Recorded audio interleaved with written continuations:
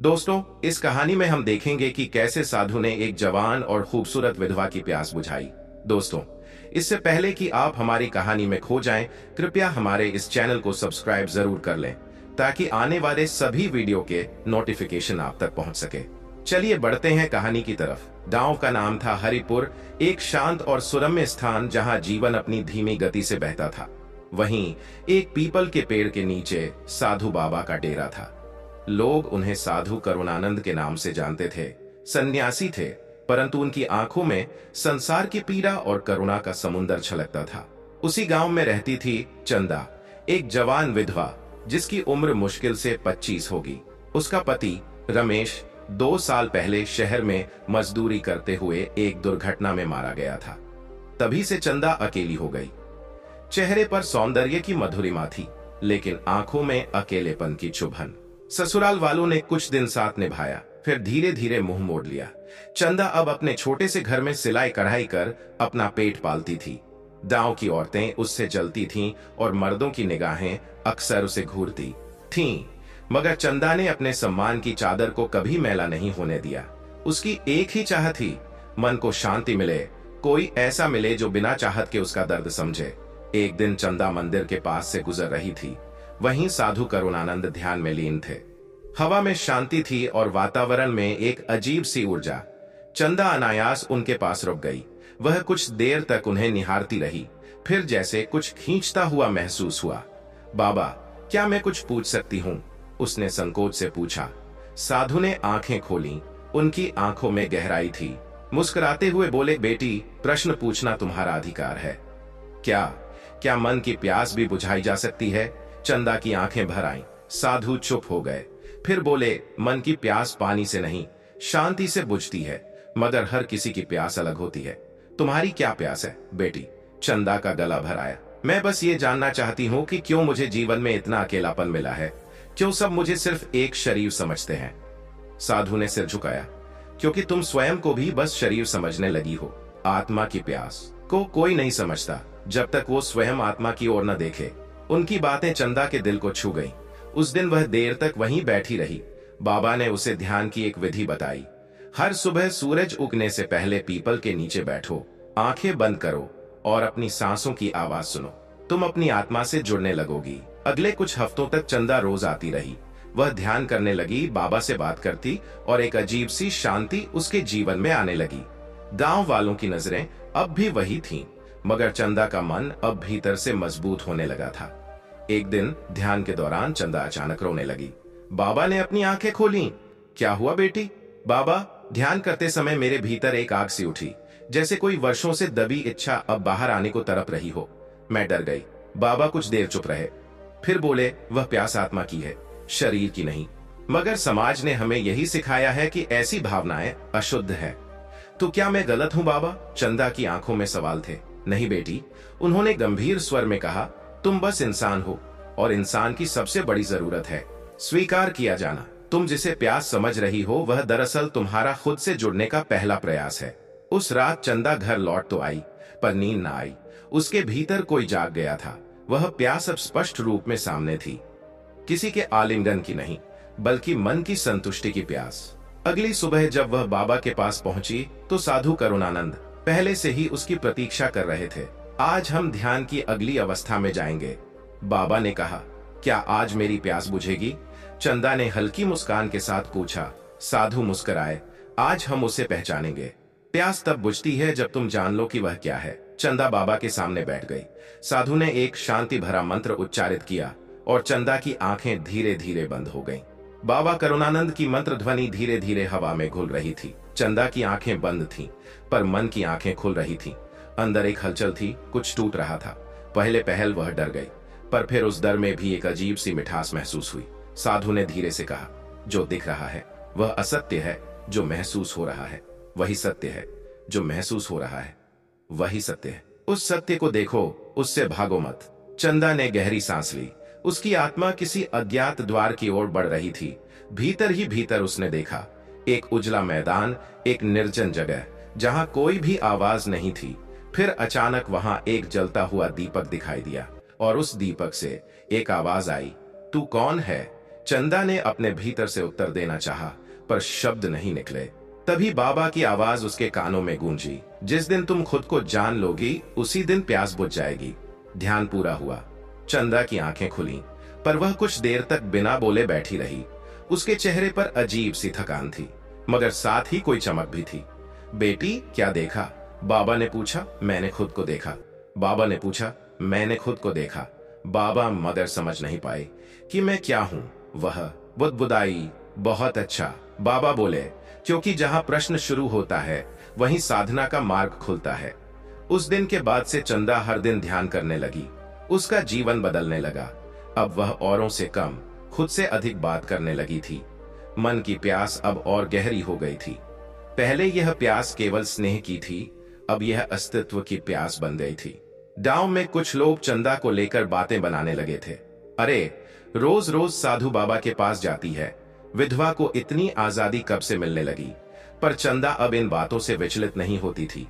उसने बाबा से एक दिन कहा, बाबा, लोग बहुत कुछ कहते हैं, पर मेरा मन कहता है कि मैं सही मार्ग पर हूं।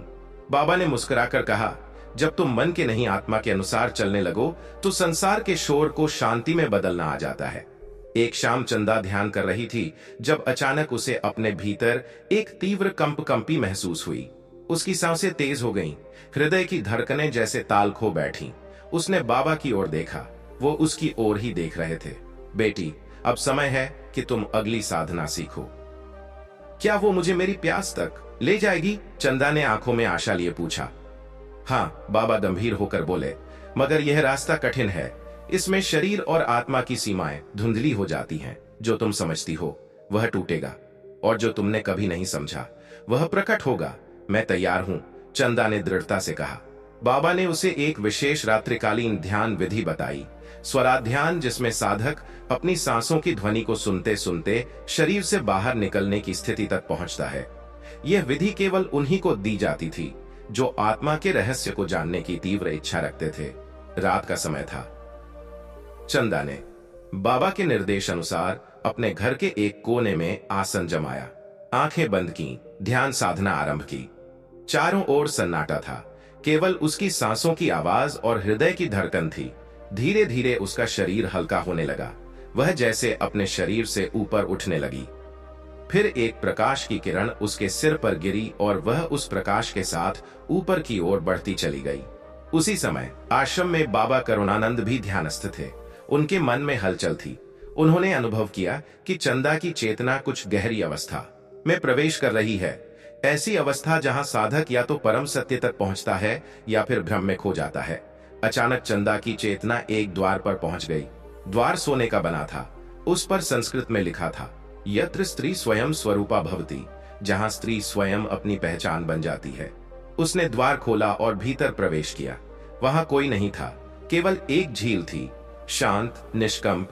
वह झील के पास गई, उसमें झांका और वहां उसे खुद का चेहरा दिखा, मगर यह वही चेहरा नहीं था जो वह दर्पण में रोज देखती थी। यह चेहरा एक देवी का था, तेजस्वी, चमकदार, आत्मबल से भरपूर। चंदा घबरा गई। क्या ये मैं हूं? झील से आवाज आई, हाँ, यही तू है। तू वह नहीं जो संसार ने तुझे कहा, तू वह है जो तू खुद अपने भीतर खोज रही है। चंदा पीछे हट गई, पर तभी झील की लहरें उठीं और एक ऊर्जा ने उसे घेर लिया। उसका शरीर कांपने लगा, सांसें रुकने लगीं। अचानक कोई हाथ उसके कंधे पर पड़ा। चंदा ने आंखें खोलीं, सामने साधु बाबा खड़े थे। बेटी, तुम बहुत गहरे चली गई थी। अगर और देर होती तो तुम्हारी चेतना लौट न पाती। चंदा का चेहरा पसीने से तर था। बाबा, मैं वहां थी, झील के पास। मैंने खुद को देखा। बाबा ने सिर हिलाया। अब तुम समझ रही हो कि तुम्हारी प्यास कोई साधारण प्यास नहीं है। यह आत्मा की पुकार है जो सदियों से दबाई गई, अनसुनी रही। पर बाबा, चंदा हाँफते हुए बोली, यह सब बहुत भारी है, मैं डर रही हूं। क्या मैं उस मार्ग पर चल पाऊंगी? बाबा ने गहरे स्वर में कहा। डरना भी एक पड़ाव है, हर साधक को गुजरना होता है इससे। तुम अगर चाहो तो लौट सकती हो, पर यदि आगे बढ़ी तो तुम्हारा जीवन फिर वैसा नहीं रहेगा जैसा आज है। चंदा ने आंखें बंद की, गहरी सांस ली और बोली, बाबा, मैं अब लौट नहीं सकती। मैं जानना चाहती हूं कि मेरी आत्मा क्या चाहती है। मेरी प्यास अब सिर्फ शांति नहीं, पूर्णता है। बाबा ने पहली बार उसकी आंखों में गौर से देखा। वहां एक साध्वी जन्म ले चुकी थी। चंदा अब बदल चुकी थी। उसकी चाल में आत्मविश्वास था, आंखों में गहराई और चेहरे पर एक अजीब सी शांति। गांव के लोग अब भी उसे शक की निगाह से देखते थे, पर चंदा अब किसी को सफाई नहीं देती थी। वह जान चुकी थी कि सत्य केवल अनुभव का विषय है, तर्क का नहीं। एक रात पूर्णिमा का चांद पूरे यौवन में आकाश में चमक रहा था। बाबा करुणानंद ने चंदा को आश्रम बुलाया। बेटी, बाबा ने कहा, तुम साधना के अंतिम चरण में प्रवेश कर चुकी हो। अब समय है कि तुम्हें वह अनुभव कराया जाए जो आत्मा की प्यास को पूर्ण कर देता है। क्या वो अनुभव मेरे जीवन को बदल देगा? चंदा ने पूछा। नहीं, बाबा मुस्कुराए, वो अनुभव तुम्हें जीवन से परे ले जाएगा, जहां तू और मैं का भेद मिट जाता है। साधु बाबा ने उस रात चंदा को अपने पास बैठाया। दीपक की धीमी लौ कमरे में कंपन फैला रही थी। बाहर हवा में एक अजीब सी ऊर्जा थी, न गर्म न ठंडी, एक निर्वात जैसी। अब आंखें बंद करो, बाबा ने कहा। आज हम न ध्यान करेंगे न मंत्र, आज हम मौन में उतरेंगे। चंदा ने आंखें बंद की। बाबा ने अपनी हथेली उसकी पीठ पर रख दी। वह स्पर्श बहुत हल्का था, परंतु उसके भीतर बिजली की तरह फैल गया। चंदा की सांसें धीमी होने लगीं। उसका मन स्थिर हो गया और उसकी चेतना शरीर से ऊपर उठने लगी। वो एक खाली स्थान में थी, जहां न समय था न दिशा। वहां कोई आवाज नहीं थी, केवल एक कंपन था, और उस कंपन में उसने खुद को पिघलते हुए महसूस किया। और तभी उसने एक स्वर सुना, अब तुझे पूर्णता का अनुभव कराया जाएगा, तैयार हो? हाँ, उसने कहा, या शायद नहीं कहा, क्योंकि अब वह बोलने वाली वह नहीं रही थी। वह बस एक सत्ता थी, चेतना थी। बाबा करुणानंद ने अपनी दोनों हथेलियां उसके मस्तिष्क के पास रखीं और आंखें बंद कर लीं। उनका ध्यान अब गहनतम अवस्था में प्रवेश कर चुका था। कुछ पल बाद चंदा ने एक तेज प्रकाश देखा, ऐसा प्रकाश जो आंखों से नहीं, आत्मा से महसूस किया जाता है। उस प्रकाश में उसने देखा उसके सारे जन्म, सारी पीड़ा, उसका विधवा होना, समाज का तिरस्कार, उसका डर, उसका अकेलापन, सब एक झूठा सपना था। वह रोने लगी, पर ये आंसू दर्द के नहीं थे, ये आंसू स्वीकृति के थे। उसने महसूस किया कि बाबा करुणानंद का स्पर्श अब शरीर तक सीमित नहीं रहा, वह उसकी आत्मा के भीतर प्रवेश कर चुका था। वहां न कोई वासना थी, न कोई आकर्षण, केवल शुद्ध ऊर्जा का संचार था। उसने महसूस किया कि बाबा का स्पर्श उसकी आत्मा को छू रहा है, जैसे एक नदी समुद्र से मिलती है और अपनी पहचान खोकर सब कुछ पा जाती है। धीरे धीरे चंदा का शरीर शांत हुआ। वह धीरे से बाबा के कंधे पर सिर रखकर सिसकने लगी। बाबा, मैं अब पूरी हो गई, मेरी प्यास बुझ गई। बाबा ने उसके सिर पर हाथ फेरा और कहा, बेटी, अब तुम जान गई कि पूर्णता पाने के लिए बाहरी प्रेम नहीं, बल्कि आत्मिक मिलन की आवश्यकता होती है। तो क्या अब मैं साध्वी बन जाऊं बाबा? उसने पूछा। बाबा मुस्कुराए।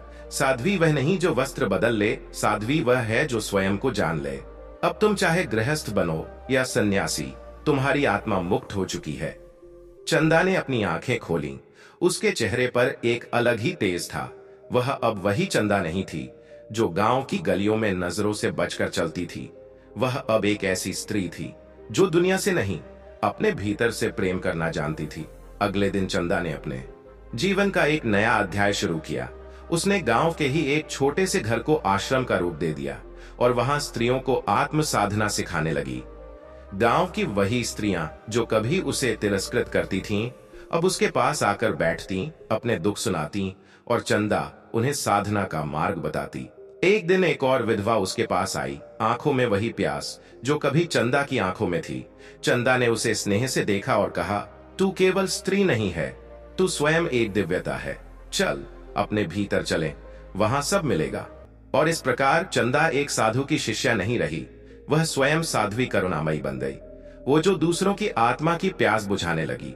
मित्रों, आज की हमारी कहानी यहीं पर समाप्त होती है। हमें उम्मीद है कि यह कहानी आपके दिल को जरूर छू गई होगी। अगर आपको हमारी यह कहानी पसंद आई हो तो कृपया इस वीडियो को लाइक करें और हमारे चैनल को सब्सक्राइब करना न भूलें।